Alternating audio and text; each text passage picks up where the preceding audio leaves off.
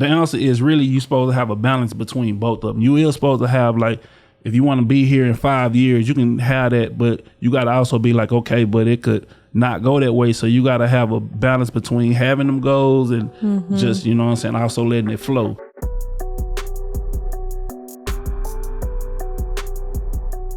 We have an awesome guest today, Dorrough Music. Hey, how's it going? I'm good. How you? I'm good. Thank you so much for coming out here. Appreciate you having me. This is my first time in Hollister, you know. Yeah. I checked into the podcast, you know, a little bit and, you know, it looked dope. So I'm glad to be here. I appreciate that. I appreciate you. You're here in the Bay Area right now, right? Yeah, I'm in San Jose. Well, actually, we was in San Francisco last night, but today I'm in San Jose. We got an event tonight. Yeah, so I'm in the Bay.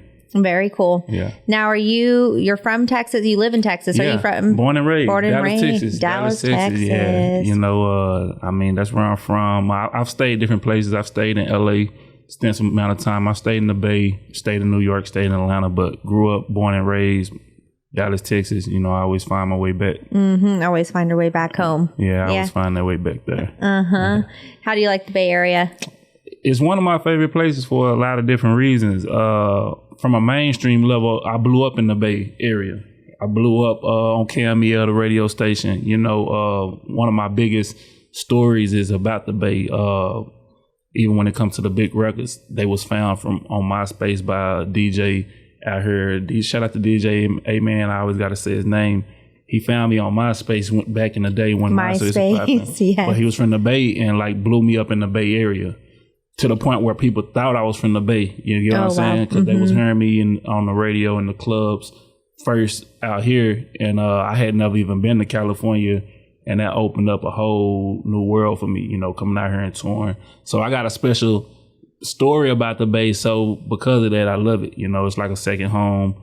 You know, and it's been a minute since I've been out here, so I'm happy to be out here right now. Yeah, that's awesome. How old were you?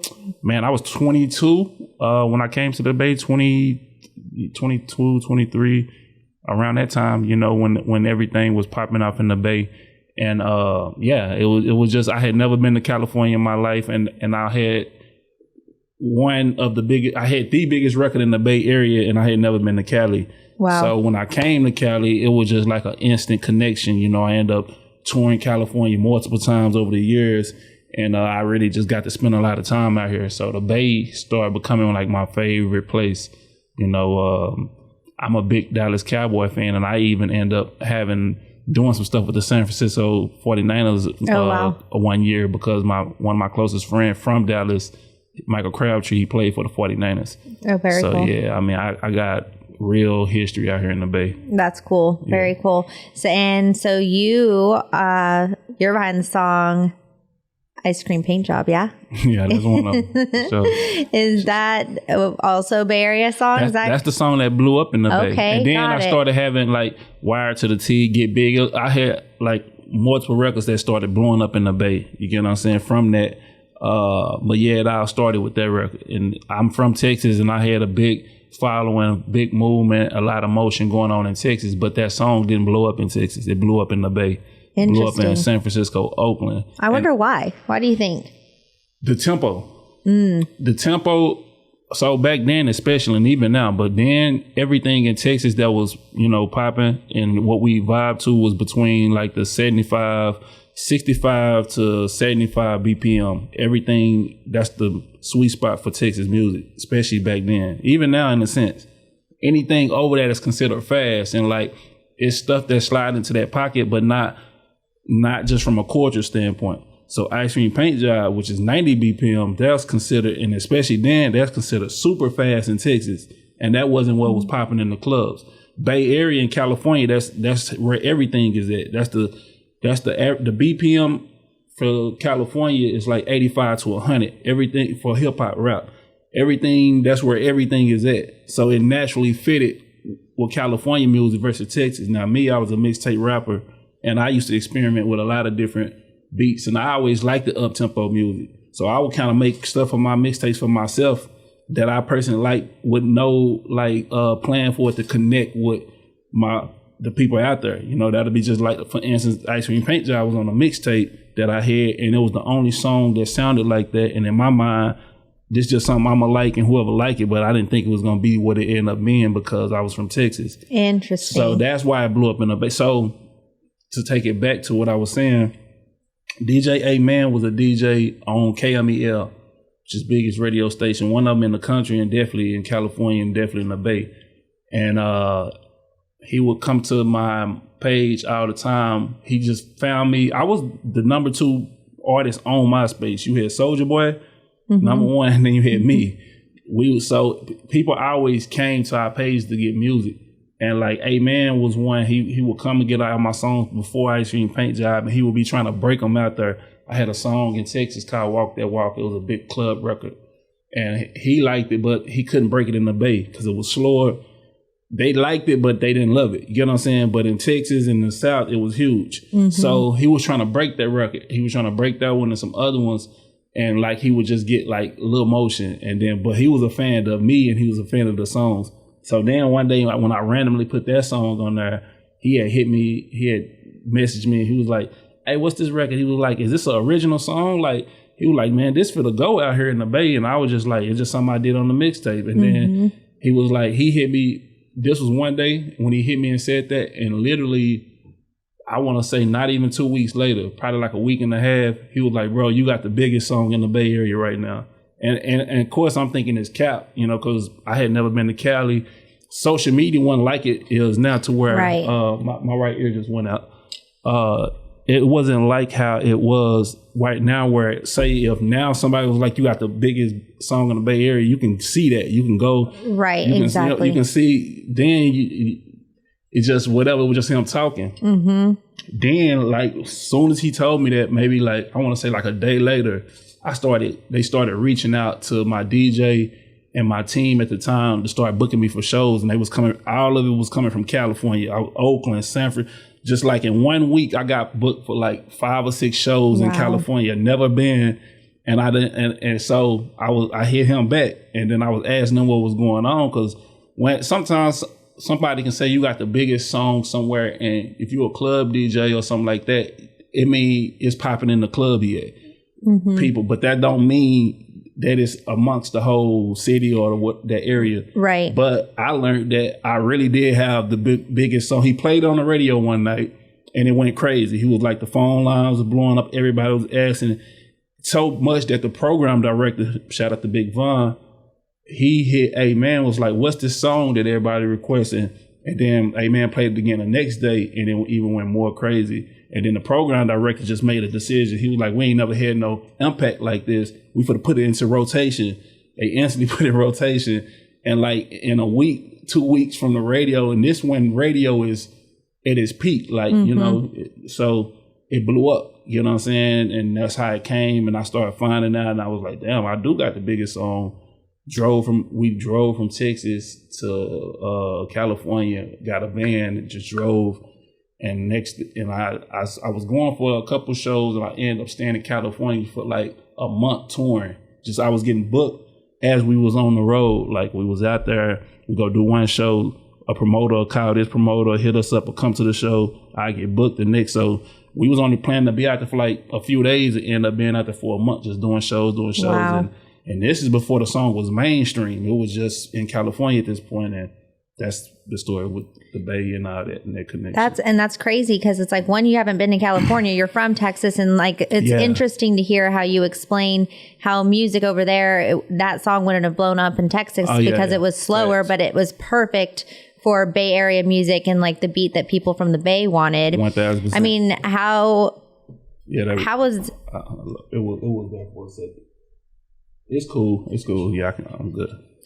How did that, like, what were you feeling inside? Man, I mean, honestly, that's crazy. It felt good because it's like, you know, for one, I never been to California. Of course, I know what California is, and it's a place where as soon as that happened, I knew that if I could make music that translate, because I had Texas on lock, and I had the South, not just Texas, that whole region, Texas, Louisiana, Mississippi, Kansas, Oklahoma, that little unit, that little circle right there, a circuit, I had that on lock. So I was very confident in those areas. That's where I was doing all my shows at, you know, so I was, but I always be like, how am I going to connect outside of that? So when I started found out that I was moving like that in California, I knew the sky was the limit, because I was like, if I can do that and make this type of situation and make this type of motion in a place like California, being from Texas, then I could do this for real. So it really gave me just the confidence of knowing I could really take it further than where I was taking it, and it put me in a whole different mindset,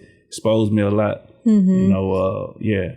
How old were you when you started getting into music? Like, were you really young? When I started young? rapping, when I actually started rapping, I was like 16. High school. I was a baller. I hooped. And then I stepped in the game of music just because I was escaping hardships at the time, and I just got into it, and I was influenced by what was going on in Texas, the Texas movements and the Texas rappers and the people that came before me.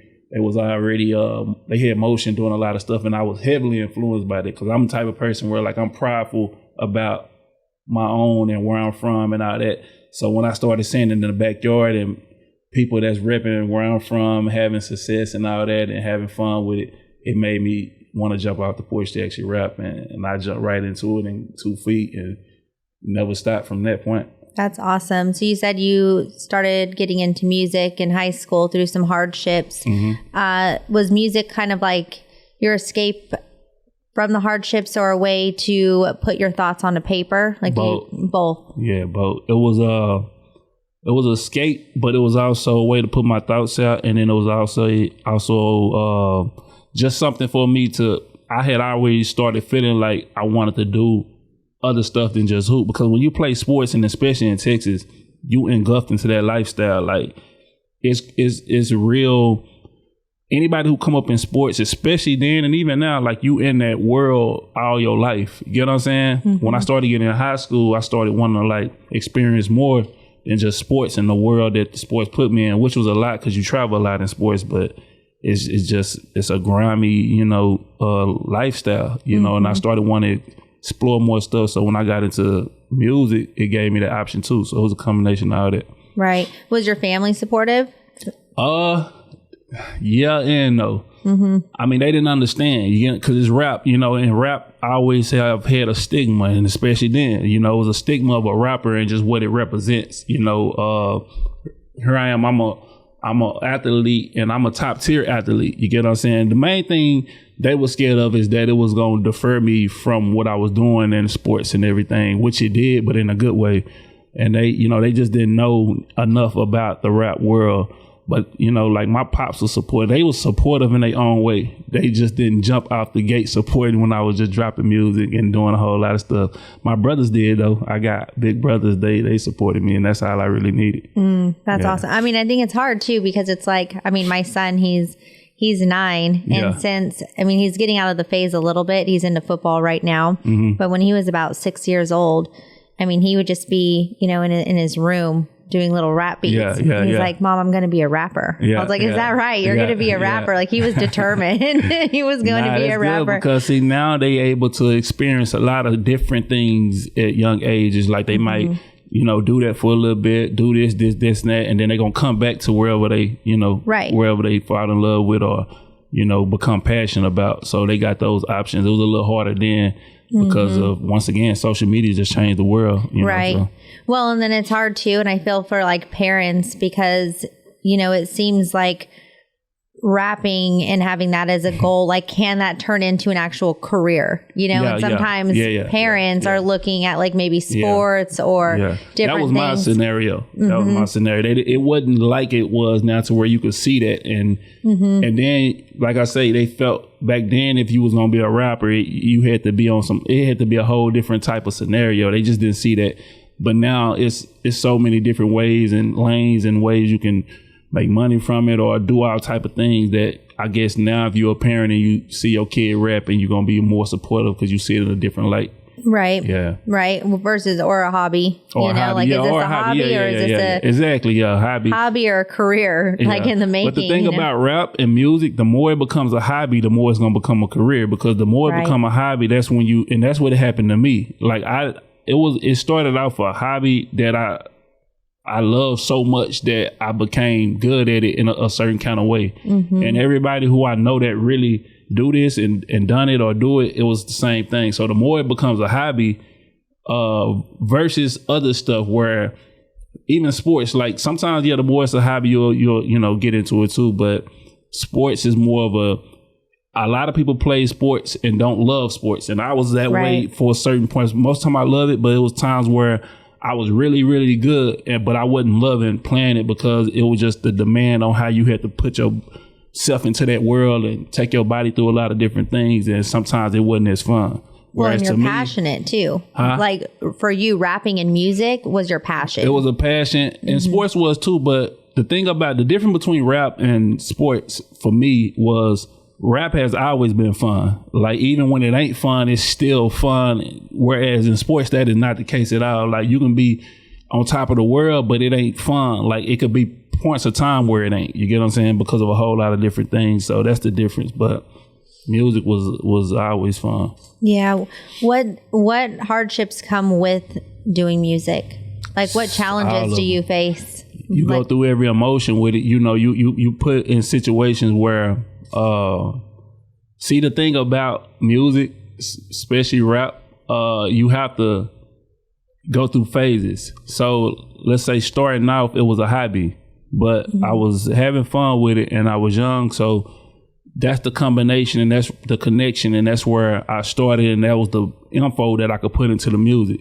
But then as you experience life, you have to experience life to make certain type of music. So it's a combination of making music, experiencing life, and then putting that back into the art, which also influenced the life, which goes back into the art. So it's like you got to go through these different phases of it with music to even, to get the full experience. So before I even drop music and projects, it's like I got to live a certain amount of life to really come, and then I put that into the music a certain kind of way. And especially as I get into it, like where I'm at now with it, sometimes it's just having fun. That's where I started it, making music, having fun with it.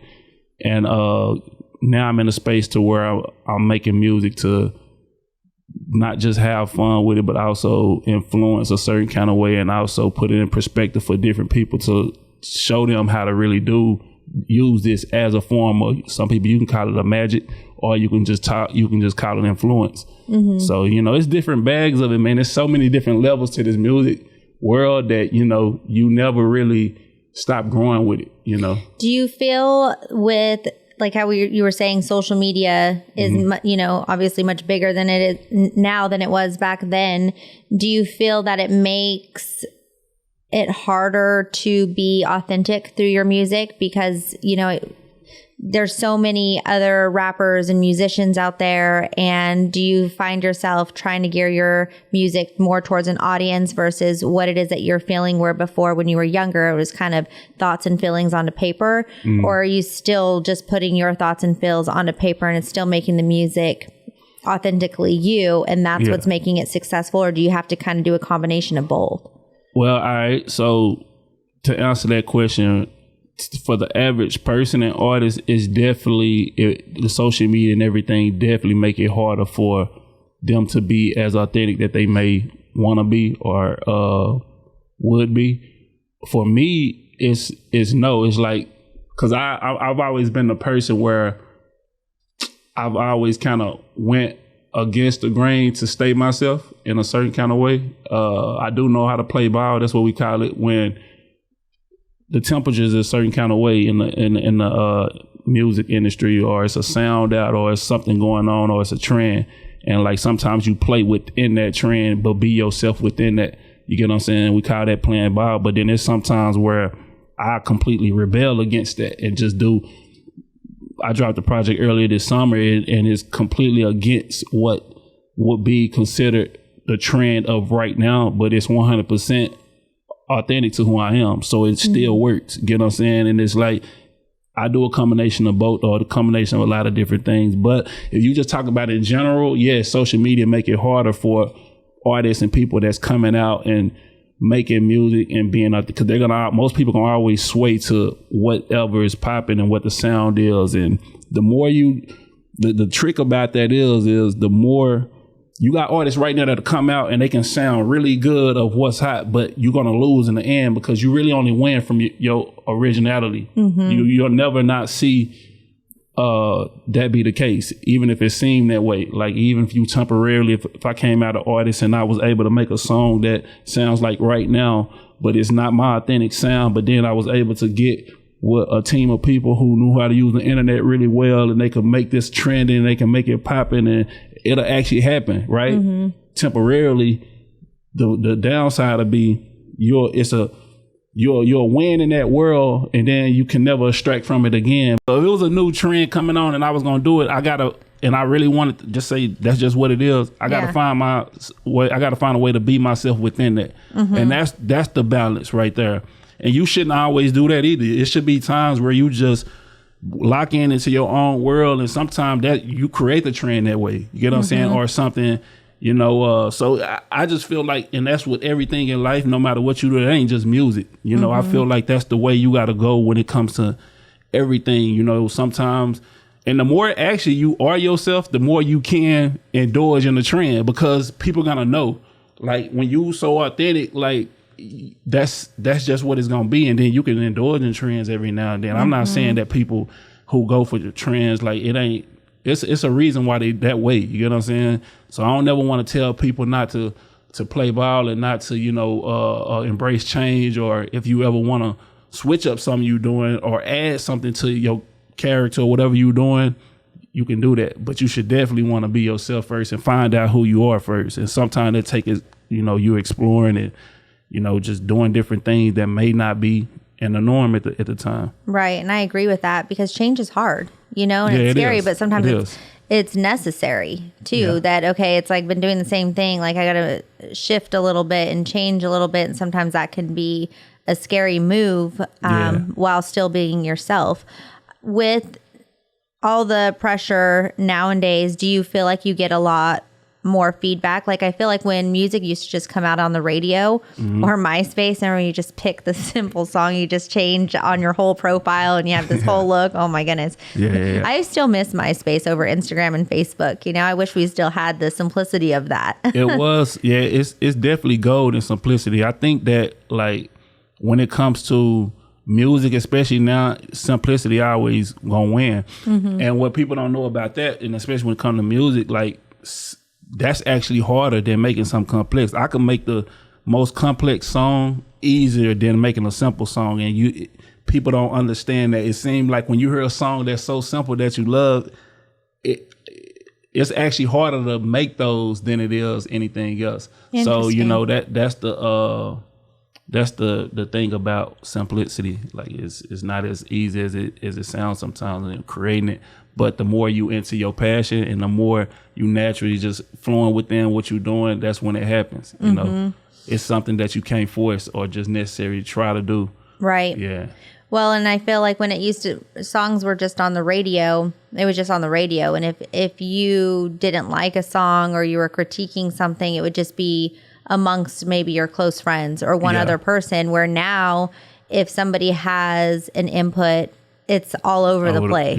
How does that affect you at all? I mean, that ain't never affected me, because I ain't never really cared what people thought like that, you know. That's but good. it definitely affects people. Yeah, you know, for sure. You know, I always think about the new artists. They definitely affected by it, because what I can easily tell the difference between, you know, artists now and then, and like what I see is, you know, adversity is really hard for them artists, you know, new artists. You know, I see it all the time where I see artists, you know, they speak out on ready to give up because they might have got some type of criticism, or they basically fall out with it or different that. And like, when we was coming, that wasn't a such thing. Like, right. You had to do everything in everybody's face, and you had to take it right. It's one thing. Criticism is easy to me if you get it on the internet, but if you get it in real life, that's even harder. And we had to do everything so where if people if they didn't like what you was doing, you was gonna know right then and there in front of people, and that built a certain type of skin. So it's like with me, when I see stuff like that, like, it's more funny than anything. Like, that ain't never bothered me as an artist, but I can see how I can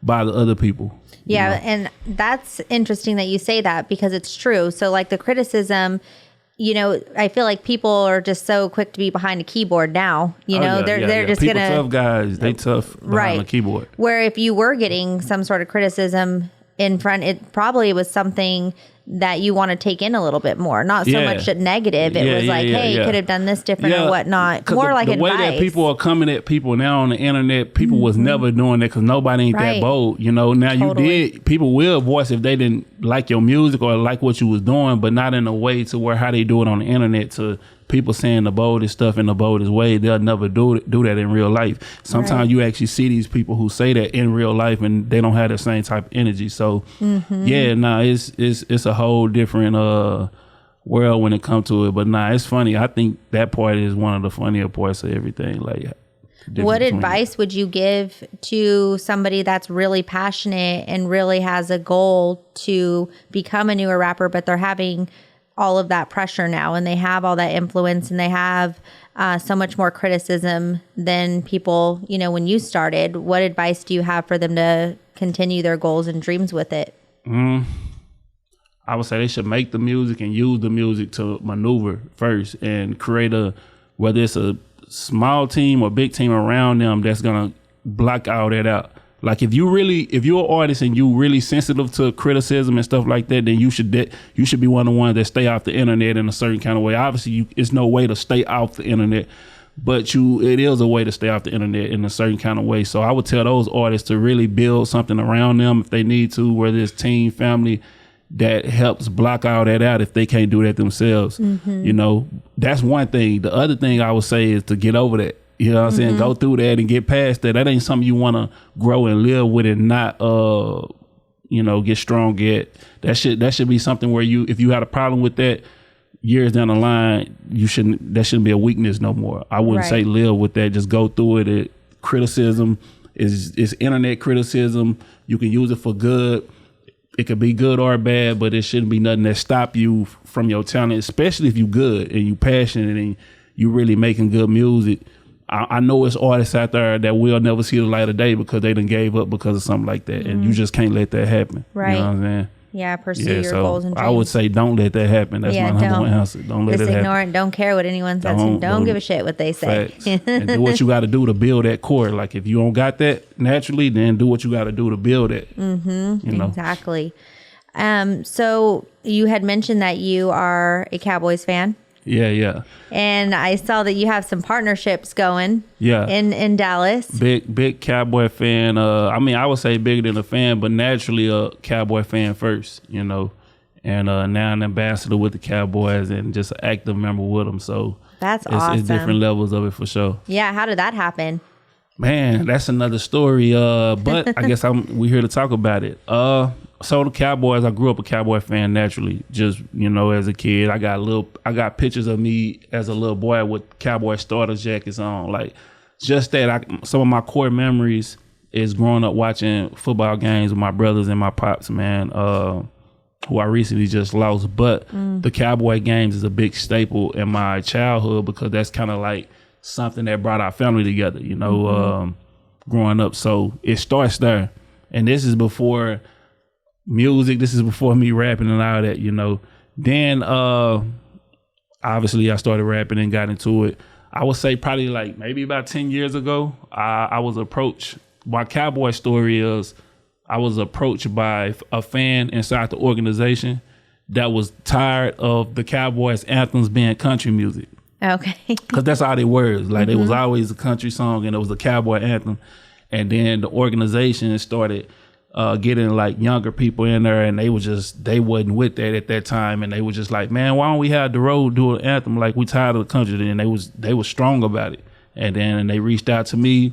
I thought it was a dope idea because I'm a Cowboy fan, and it's like they reaching out to me to do an anthem. I never thought about it, but why not? And I did that, and they loved it. And it was crazy because I had to approach it a certain kind of way, because when I started working with them, I was like, I obviously can't just make any kind of song for them. I got to think about so much stuff when I make these type of records, because it's like, okay, this is a big brand. It's football. Is a family type thing. It's like I got to make a certain type of record. Like, I can't don't mess it up, Dorrough. it ain't even that. It's just I got to be strategic, and that automatically put me in a different space that I had never been in my life at that point, to where I had to think so much about different things, where normally it's just me. Whatever I'm feeling, I'm just gonna go do it, because it was just about me at that time. So I was approached by them, made the anthem. They loved the anthem, And they really took me in from there. So they started inviting me to games, giving me suites, and just keeping me around. We shot videos. They just kept me in the organization. They really loved it that year, to the point the next year we did the same thing.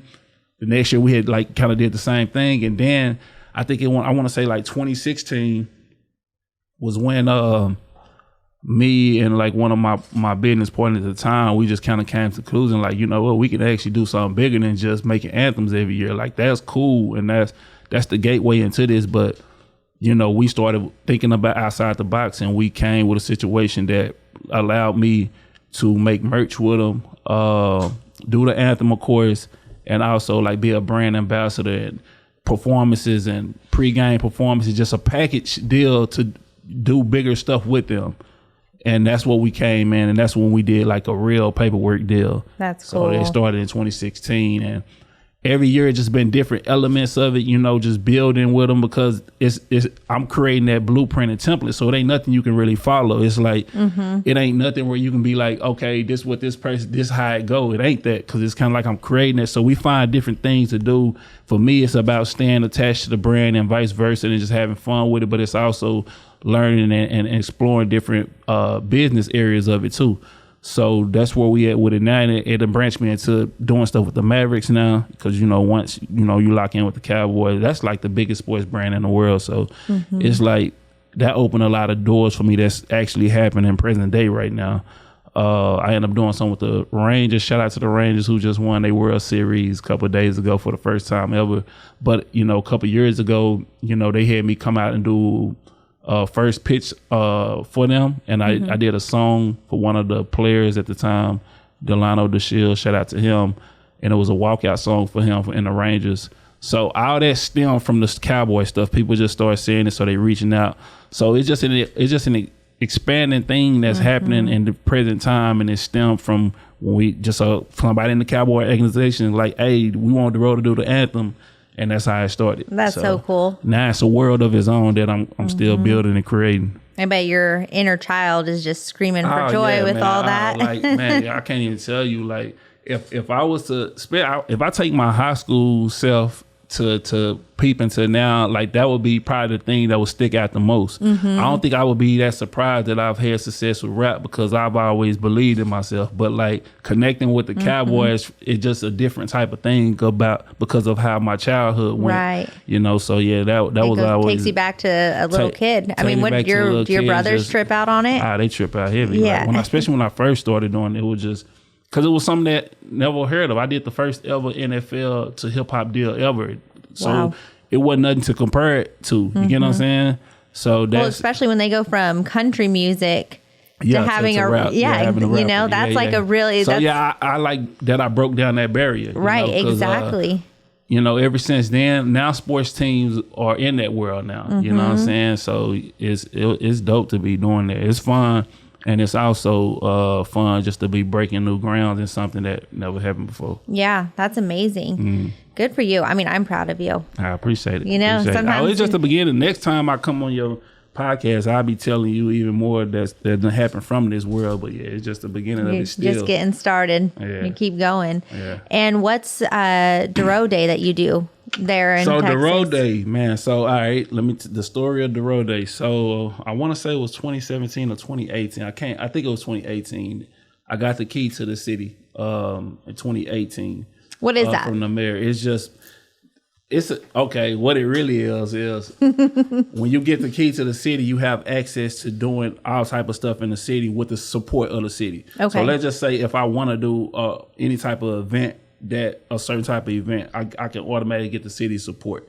Meaning, like, you know, just whatever that means. If I want any type of venue or any type of spot that's owned by the city, I could use it for whatever I want to do.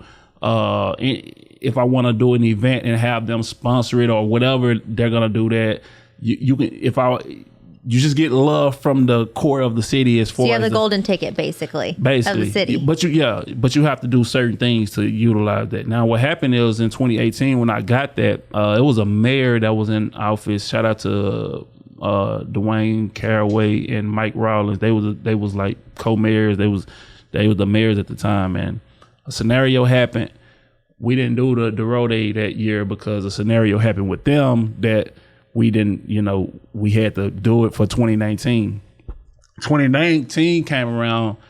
What they had going on was still happening. So it was like we couldn't do it 2019. So we had a hard day set for 2020 and in spring 2020.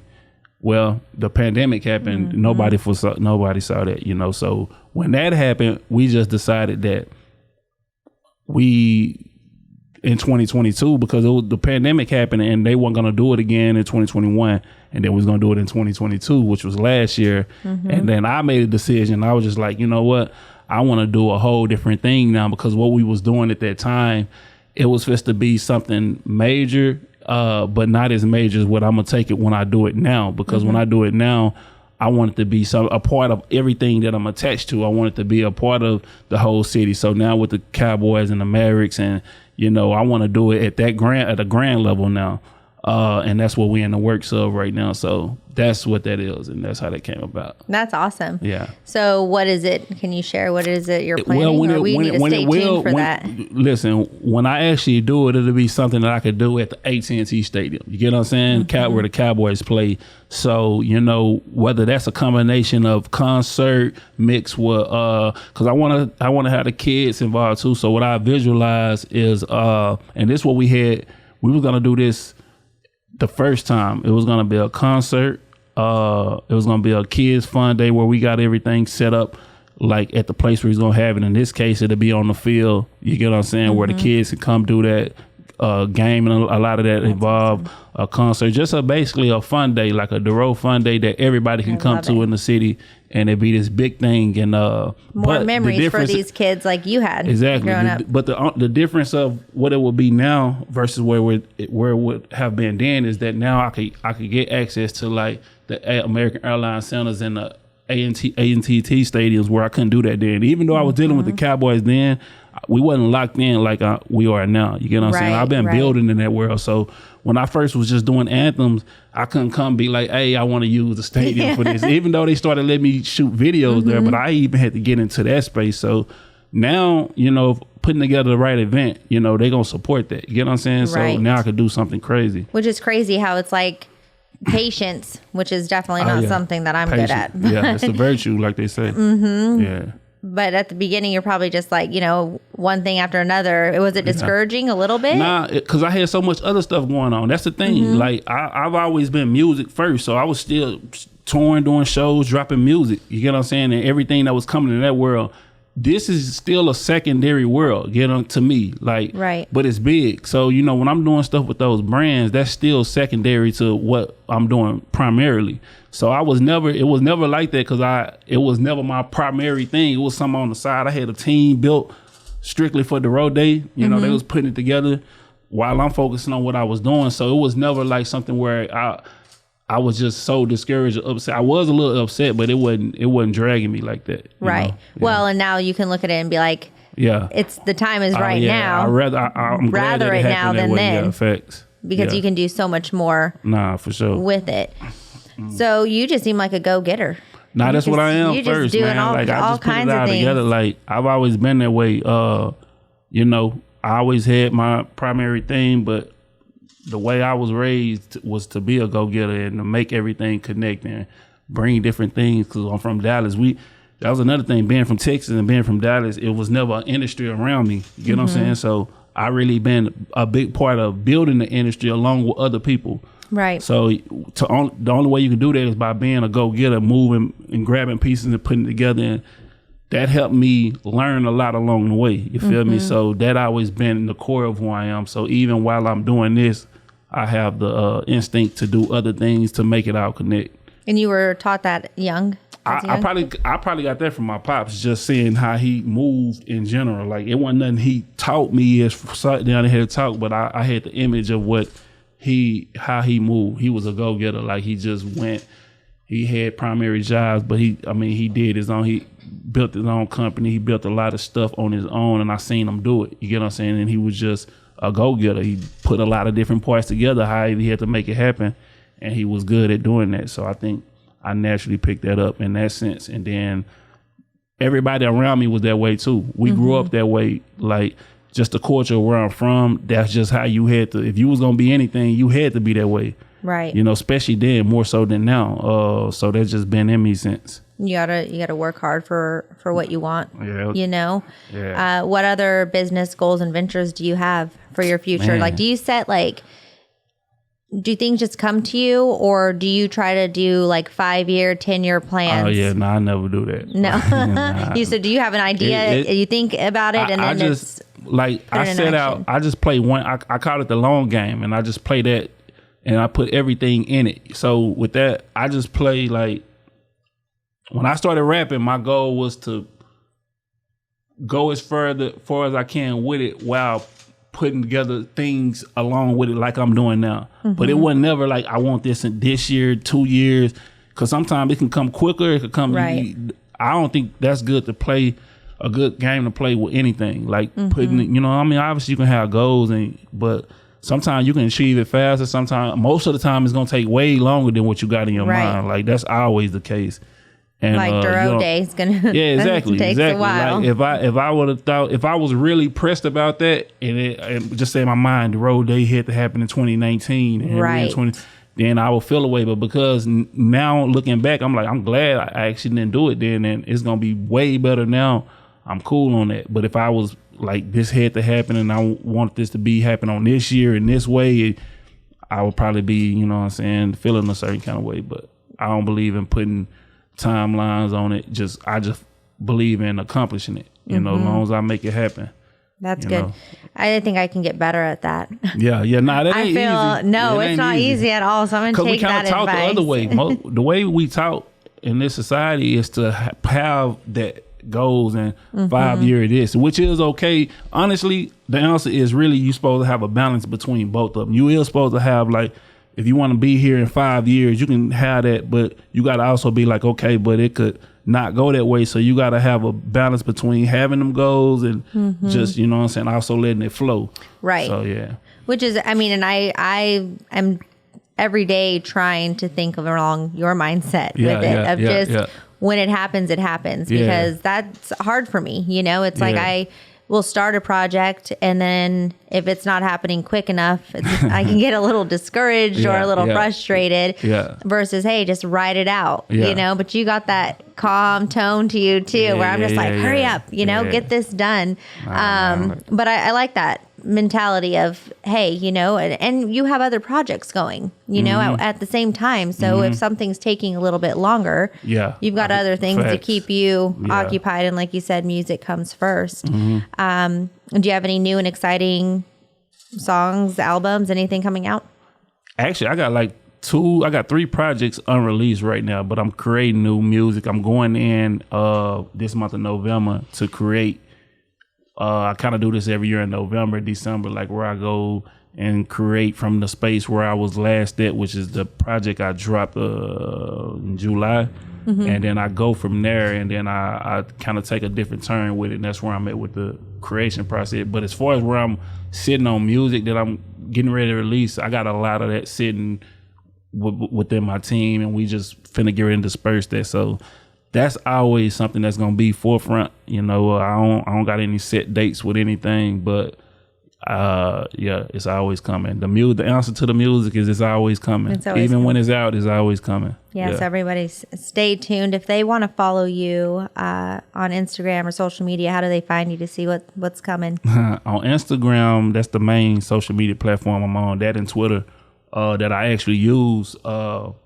My handle is 63SIX3. You can type in Dorrough. You know, most people, you know, you're going to type in Dorrough, it's going to pop up. My Twitter is Dorrough Music, you know. I got out of other platforms too, but if I'm just being real, them the only 2 that I actually use and that I be on. So, yeah, Twitter, Instagram. Very cool. Well, before we go, if I always like to give a piece of advice, and if there's one thing that you hold on to when things get tough or you're going through a hard time, what is it that do you have like a verse or a saying or a word that you when things get tough? I don't have a specific thing I say or do. I don't know. I just think I already got a mindset of being prepared for tough things. You know what I'm saying? So it just, when it come, and I embrace everything. You know, I went through some, you know, one of the toughest situations ever this year, but at the same time, I've also been through a lot of tough situations. So I just kind of have a mindset of embracing, you know what I'm saying? But also steering my life in the direction I want it to go. So, you know, it ain't something that I expect as far as like bad things that happen, but I know that tough situations gonna come. And honestly, I always know that the prize is always on the other side of the tough situation. So if people had the mindset of when they came to a tough situation to know that that's when you got an opportunity right there to come out on the other side and create something like gold from it or a diamond from it, because you getting through the other side of that tough situation, you're going to always feel good about it. It's just like, I don't care what it is. It could be working out. Like when you get done with a hard workout, you feel good about it. But before that workout, you didn't feel you knew what was supposed to, you know what I'm saying? So everything like that is kind of like that. So I kind of just embrace them, you know? I love that. Yeah. So I don't got a specific word or nothing like that, but embrace it. I love it. Yeah. Well, Dorrough, thank you so much. I appreciate you. I appreciate you. And good luck on all your future ventures, and we'll be staying tuned. 100.